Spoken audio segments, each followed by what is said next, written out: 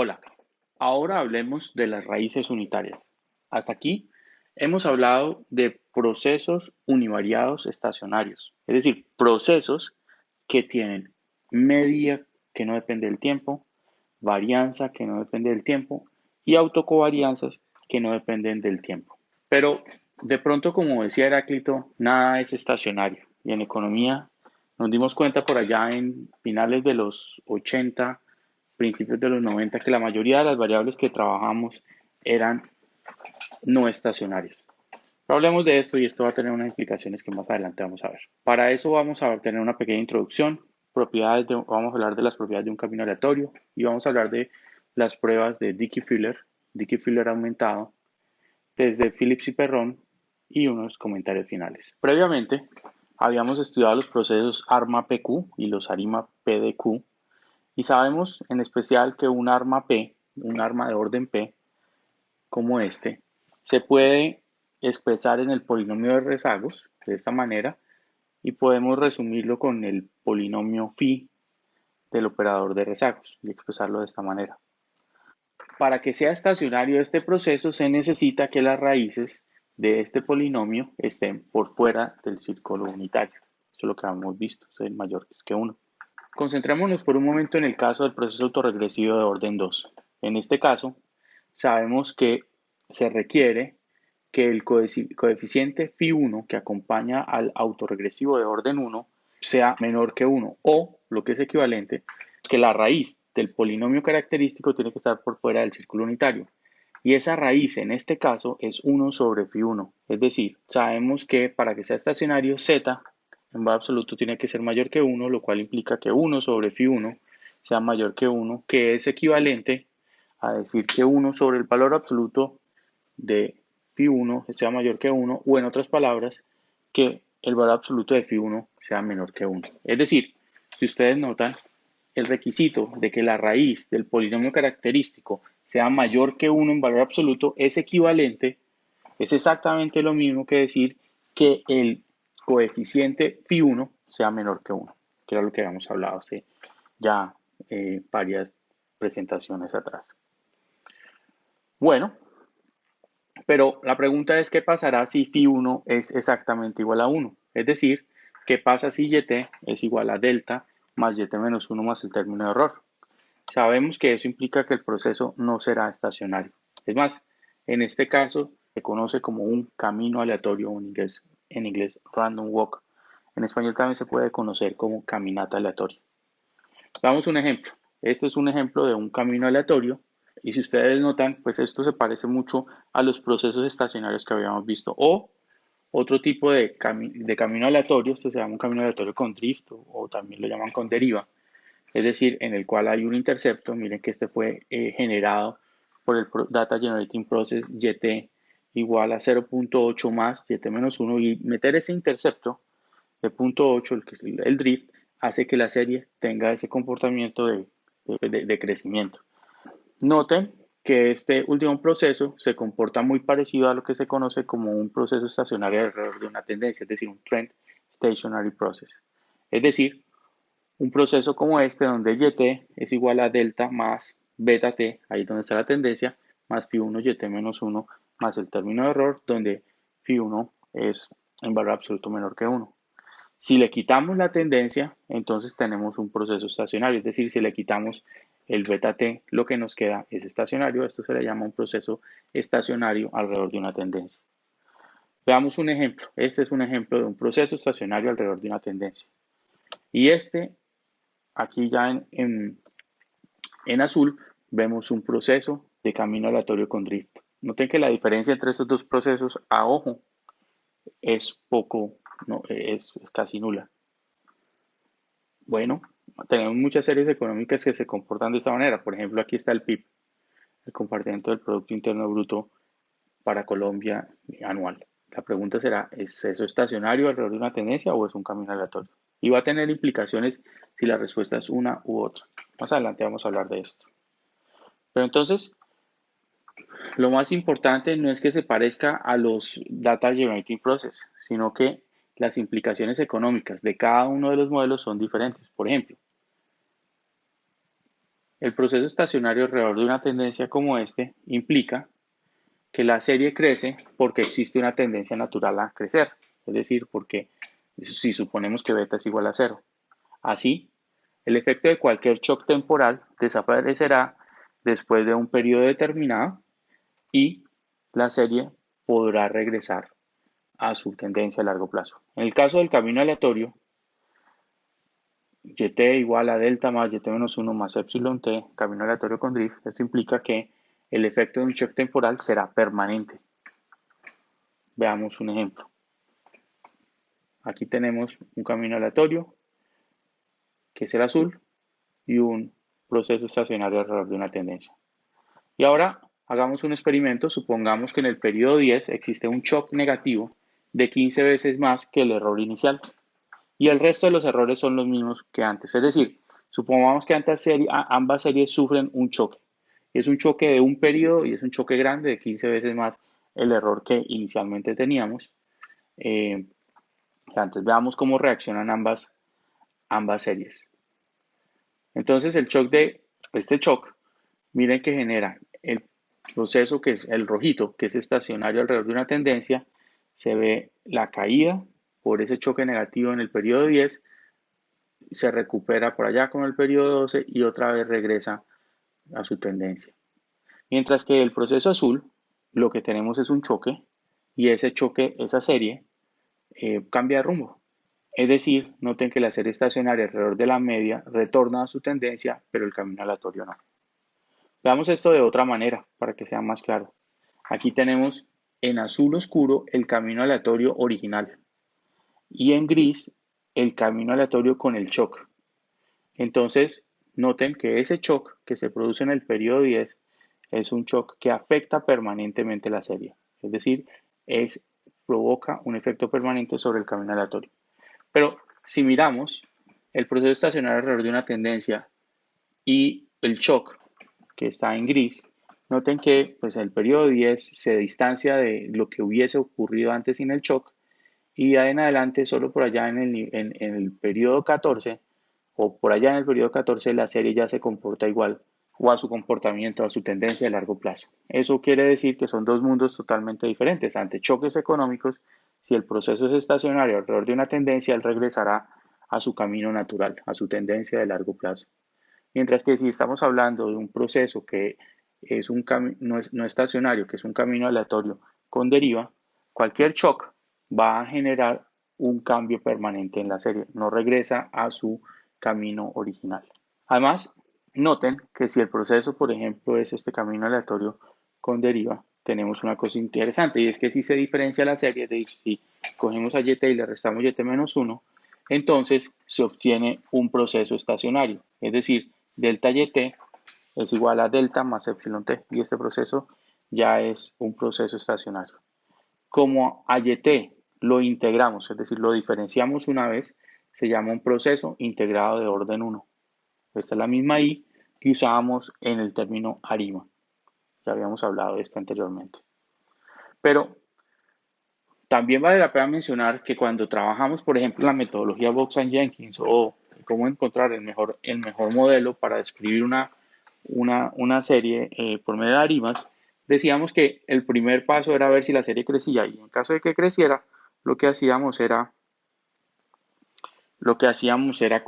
diferenciar únicamente. Pero por un momento veamos esto, pero si el verdadero proceso no es un camino aleatorio con deriva, sino que es un proceso estacionario con tendencia y restamos YT-1 a ambos lados, lo que vamos a obtener no es un proceso estacionario. Es decir, esto muestra que diferenciar a la loca no es una buena idea. Ahora, consideremos un proceso autorregresivo de orden 2.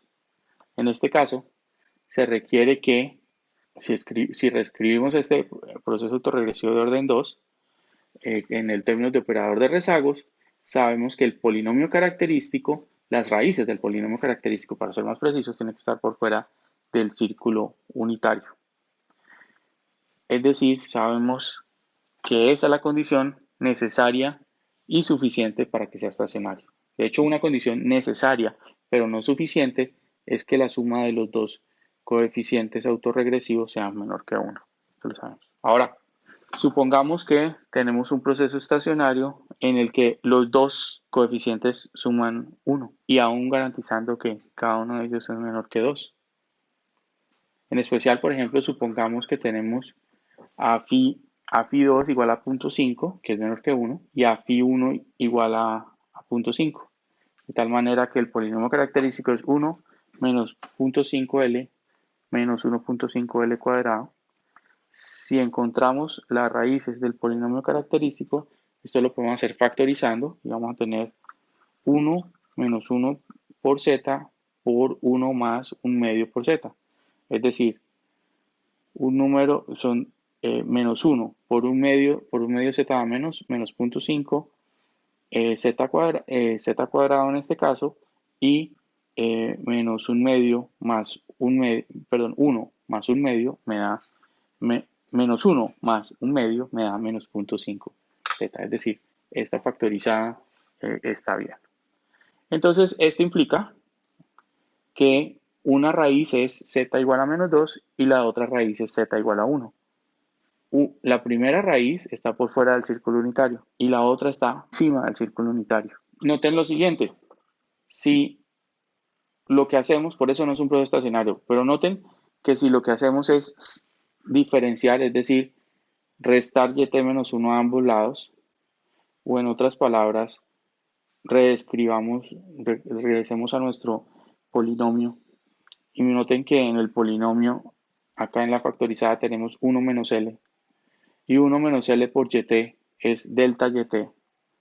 Delta yt por 1 más 1 medio de L es igual a delta más epsilon t.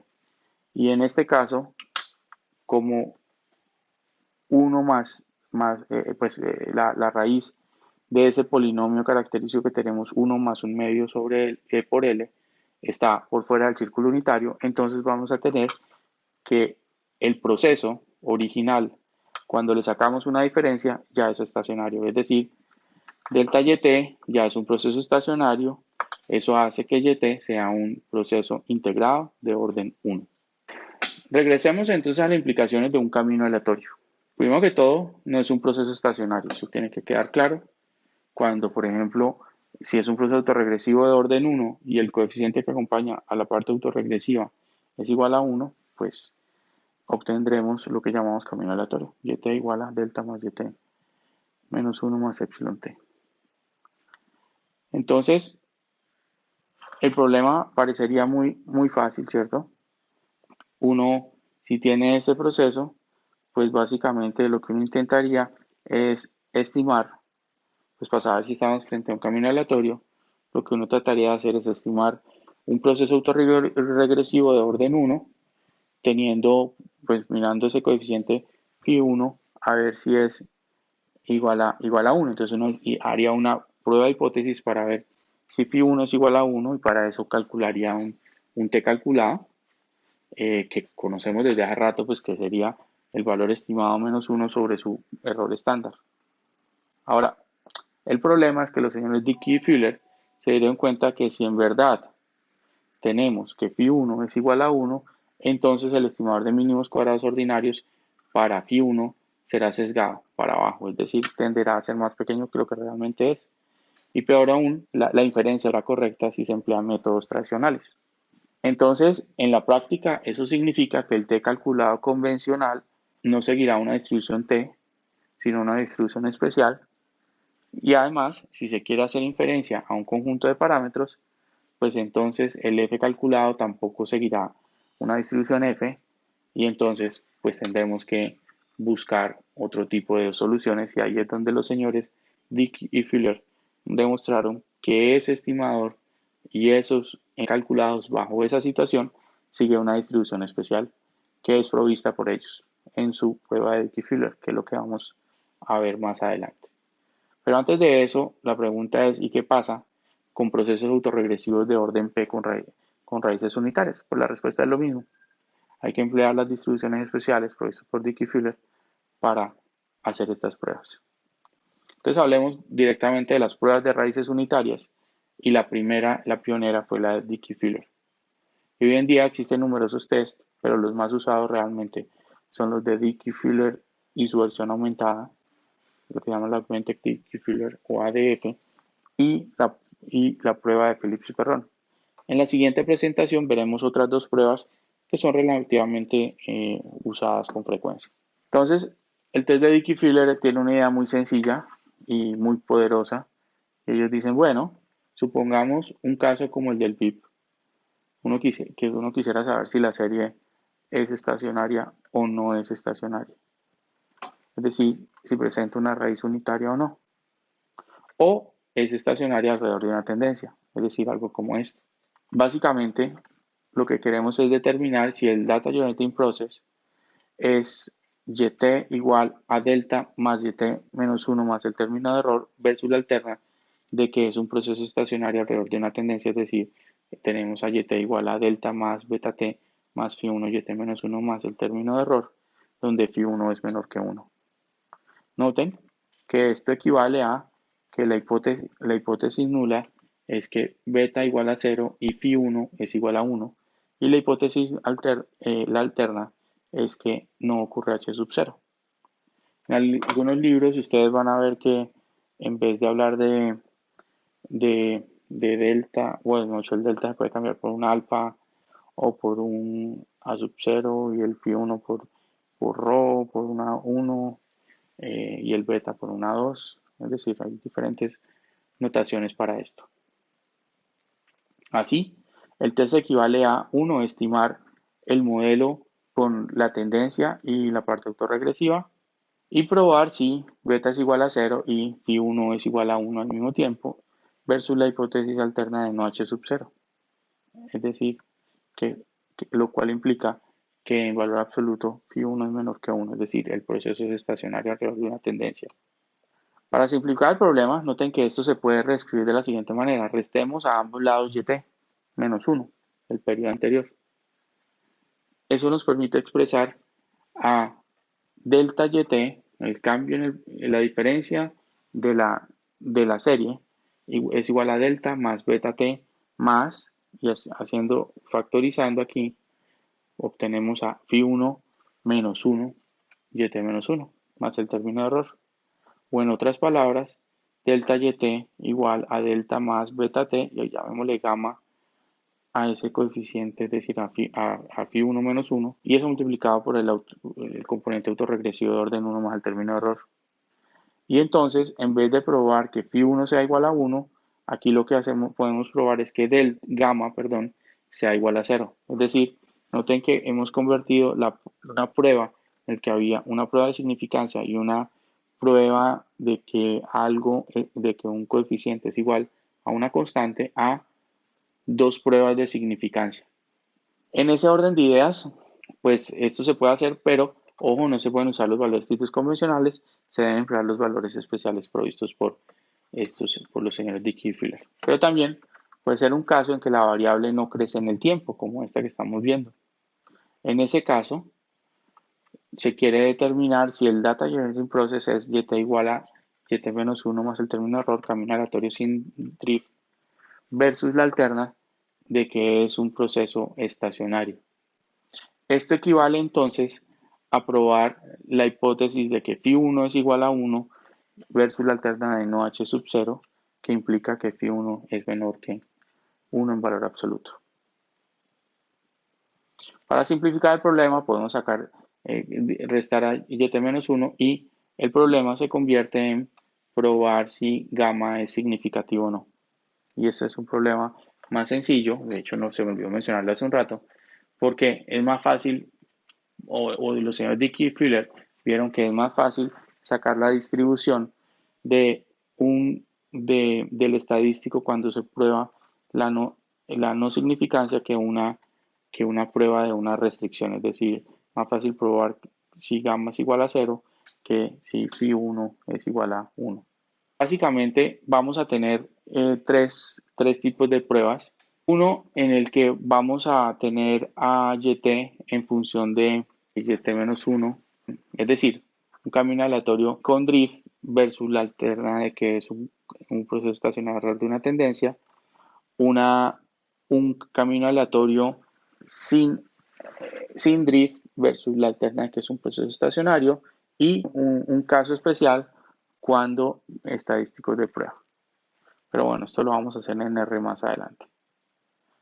Ahora, esto quiere decir que existen básicamente tres posibles test. Primero, cuya hipótesis nula es que tenemos un camino aleatorio, sin drift, yt igual a yt menos 1 más el término de error, versus la alterna de que yt es igual a phi1 yt menos 1 más el término de error. Es decir, noten que aquí lo que estamos diciendo es que es un camino, en la alterna es un proceso autorregresivo estacionario sin constante. Un segundo caso en el que tenemos bajo la hipótesis nulas es que hay un camino aleatorio sin drift y la alterna es que hay un proceso estacionario autorregresivo de orden 1 con una constante. Y finalmente, la otra opción es la hipótesis nula, es que tenemos un camino aleatorio con drift, o sea que crece en el tiempo, versus la alterna del que el proceso es estacionario alrededor de una tendencia. Y a esto se le llama la prueba de Dickey-Filler 1, la Dickey-Filler 2 y la Dickey-Filler 3. Entonces, dependiendo del caso, pues vamos a emplear la 2 o la 3 porque la 1, como les mencioné hace un rato, es poco usada. Ahora, ¿cómo saber cuál de los dos casos aplicar? Bueno, por ejemplo, podemos seguir la estrategia propuesta por Elder y Kennedy en el 2001. Básicamente lo que ellos sugieren es graficar la serie y responderse si crece en el tiempo. Si no crece en el tiempo, se puede emplear el caso 2 y eso implica correr el modelo YT igual a delta más phi 1 YT menos 1 más el término de error y básicamente chequear si se rechaza o no la hipótesis de que phi es igual a 1, empleando una prueba individual. Si se rechaza, entonces el proceso es estacionario. Si no se rechaza, el proceso tiene una raíz unitaria. Ahora, supongamos que la serie sí crece en el tiempo. Si sí crece en el tiempo, estamos en el caso 3. Entonces uno corre el modelo YT igual a delta más beta t más phi YT menos 1 más epsilon t. Y lo que queremos ver es probar si phi 1 es igual a 1. Si la respuesta es sí, se puede rechazar eso, entonces el proceso estacionario alrededor de una tendencia. Y si la respuesta es no, entonces el proceso tiene una raíz unitaria con constante o con drift.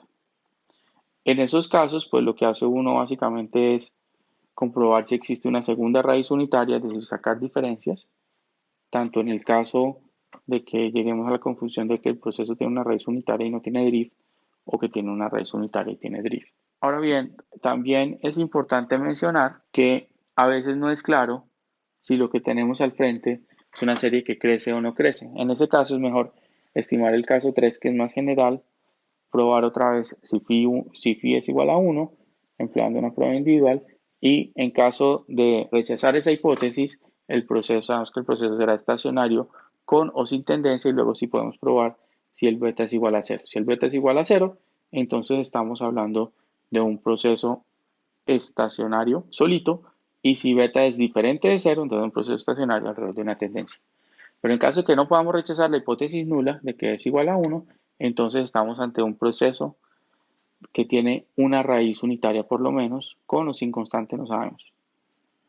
Y entonces podemos probar, después de que ya sabemos que hay una raíz unitaria, vamos a sacar otra diferencia, es decir, mirar delta y probar de la forma convencional si hay drift o no hay drift. Antes de que se lleven la mala idea, la prueba de Dickey-Filler tiene un pequeño problema y es que se ha documentado, bueno, primero que asume que el error es no correlacionado y tiene varianza constante, pero no podemos estar seguros que este supuesto se cumpla siempre. Por eso se ha modificado la prueba de Dickey-Filler para evitar que el error esté correlacionado. ¿Y cómo se modificó? ¿Cómo se modificó el test de Dickey-Filler, que se conoce como test de Dickey-Filler aumentado? Y es que para evitar ese problema de autocorrelación, lo que se hace es rezagar la variable dependiente para capturar la posibilidad de un proceso autorregresivo de orden P. Es decir, se le agregan rezagos. Entonces, pues básicamente lo que ocurre es que lo que vamos a tener es que delta YT va a depender de P valores pasados de ella misma, en la hipótesis nula y en la hipótesis alterna. para los tres casos. Eso es lo que vamos a hacer. Ahora, lo importante es determinar el número de rezagos, P. ¿Cómo hacer esto? Empleando los criterios de información de Schwartz y de Akaike, eso nos puede permitir hacer esto. Y la estrategia es exactamente igual a la que veíamos antes. Ahora, vale la pena recalcar, como ya sabemos, que usar criterios de información para encontrar el orden P no me garantiza que la autocorrelación que existía se vaya a corregir. Entonces lo que debemos hacer son pruebas sobre los residuales de la regresión que se usa para la prueba de Dickey-Filler aumentado para chequear que no haya autocorrelación. Si no hay autocorrelación, entonces se puede proceder a hacer la prueba. Si hay autocorrelación, pues se seguirá incluyendo rezagos autorregresivos hasta que desaparezca el problema de autocorrelación. Una vez no tengamos autocorrelación, ya podemos trabajar con ese resultado. Es decir, con esa prueba. Devolvámonos un momento y recordemos que la prueba de Dickey-Filler asume que el error es no correlacionado y tiene varianza constante. Phillips y Perron lo que dijeron es, bueno, ¿por qué no modificamos la prueba de Dickey-Filler para permitir que el error sea heterocedástico? En vez de incluir más rezagos, corrige el estadístico T calculado directamente. Esa es la diferencia.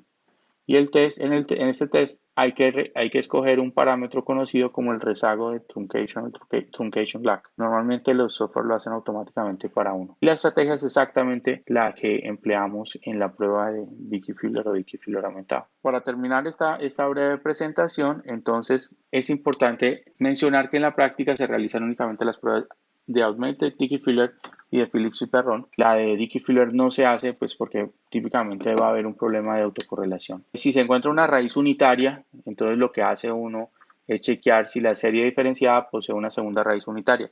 Si hay una segunda raíz unitaria, que sería muy raro, pues entonces se diferencia otra vez a ver si hay una tercera raíz unitaria. Si solamente se encuentra una raíz unitaria, entonces se dirá que el proceso es integrado de orden 1 o I1. Si se encuentran dos raíces unitarias, entonces diremos que el proceso es I2 o integrado de orden 2. En general, se dirá que YT será un proceso integrado de orden D si y solamente si esta serie presenta D raíces unitarias. O en otras palabras, tiene que ser diferenciado de veces para obtener una serie estacionaria. Otra cosa importante para mencionar, que lo vamos a ver después en el código DR, es que el poder de estas pruebas para detectar raíces unitarias puede disminuir o desaparecer si hay quiebres en la tendencia y si existe estacionalidad. También otra cosa que hay que decir es que es posible, ya que tenemos dos pruebas, que obtengamos respuestas contradictorias y en general es posible que ambos tests nos den respuestas, una que diga que hay raíz unitaria y otra que no, es posible. Y no hay mucho que hacer en estos casos, es mejor chequear si existe algún problema